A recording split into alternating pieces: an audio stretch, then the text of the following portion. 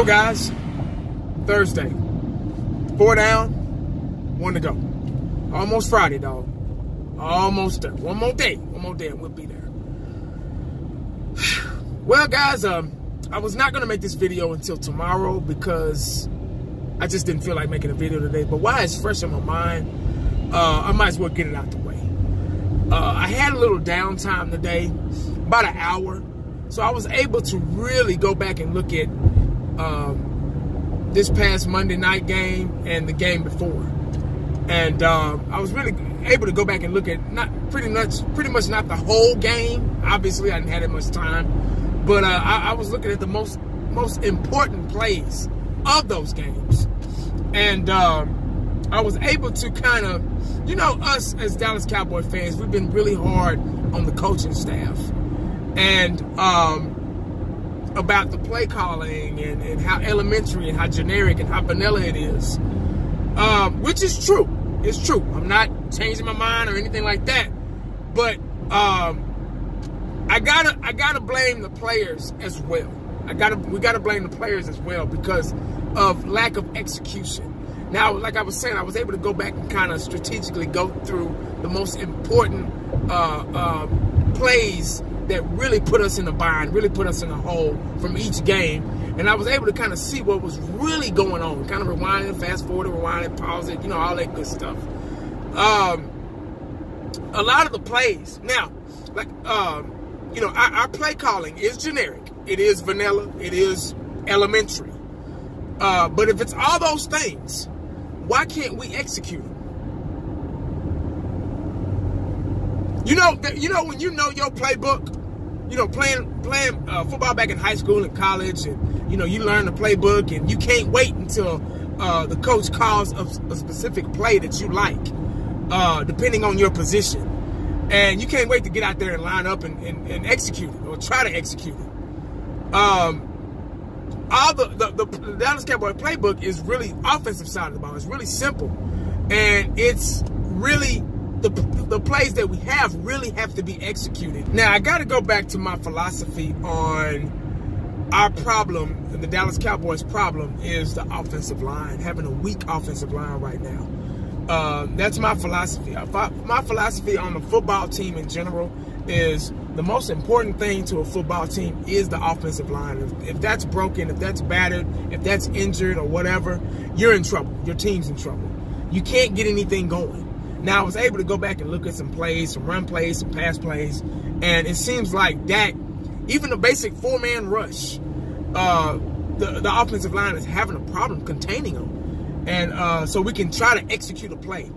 And as soon as that pocket closes, Dak tries to step up in that pocket. There's no pocket to step up into. So that's when you get the mistakes and the dumb things and throwing interceptions, or throw it away, or overthrow, underthrow. That's when you get all those stupid mistakes from Dak Prescott, because he's still kind of a immature quarterback up here.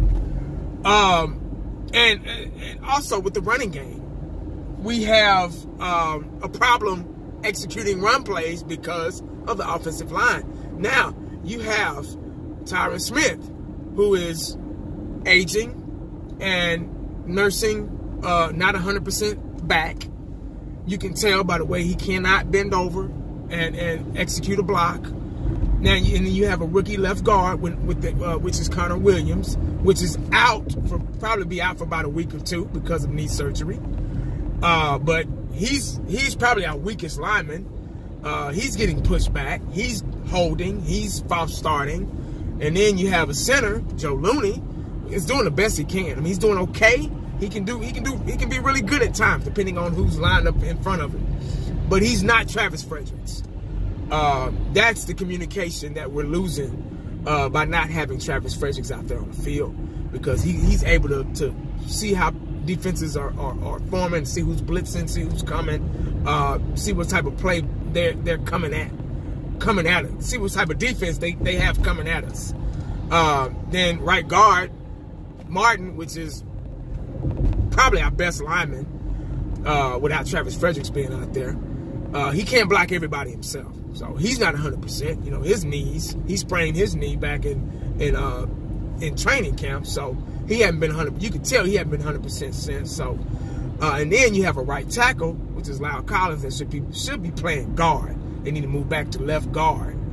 But he's getting beat or false start or holding because he just doesn't have the agility to step back and stop the defensive end coming around the end. So, with all that being in play, that's the perfect antidote for a struggling quarterback, a struggling run game. You can't get anything going. And this is why the offensive line is so important. When that line breaks down, you're done. You can't do anything. The offensive line is your safety net. It is your barricade, your force field. If you got all these bullets and you're in a war and you got all these bullets coming at you and your force field breaks down, guess what's going to happen? You're going to get shot up. You're gone. You're no good to America fighting for our country because your force field is gone. You don't have anything to block the bullets, block the grenades, block the landmines, block the enemy. Now, that has been the problem. Yeah, our playbook is vanilla. Our playbook is elementary. Our playbook is mediocre. But if it's all of that, like I just said, if it's all of that, we should be able to master those elementary, mediocre, vanilla plays and execute. We should be able to do that. So, now the Eagles, they've only had 1 or 2 100-yard rushers allowed. They've only allowed 1 or 2 100-yard rushing games. So they have a pretty good run defense. So they're not playing. Eagles are a tough team. They're 4-4, but it doesn't matter.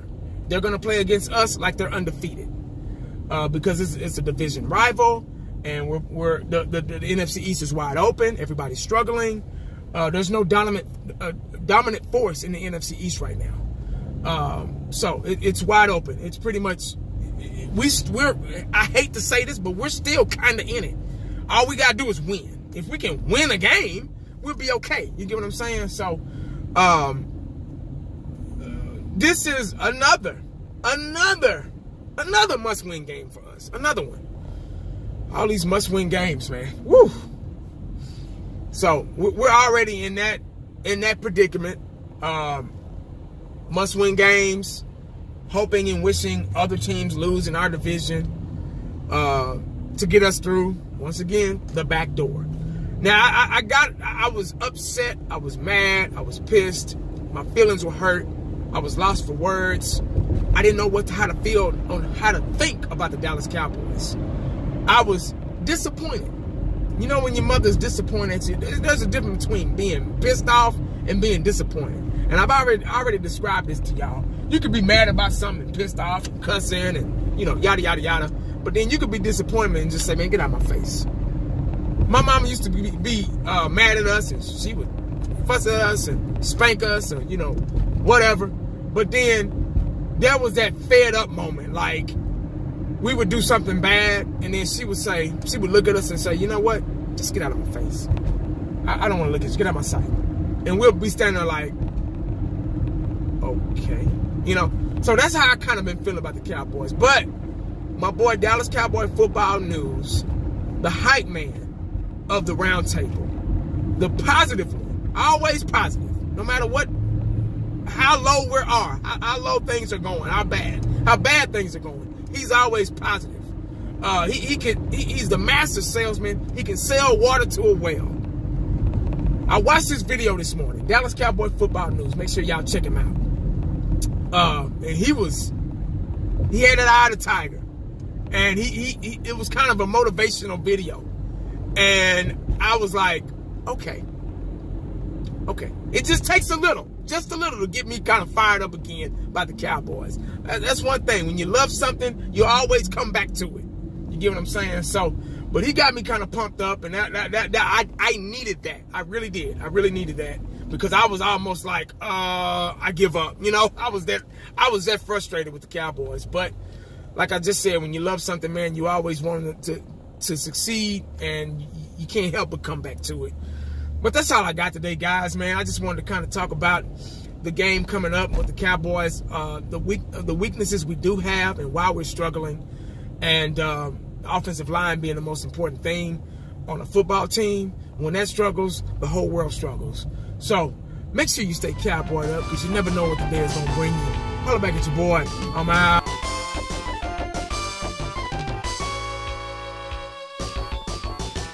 And the only thing else I got to say is,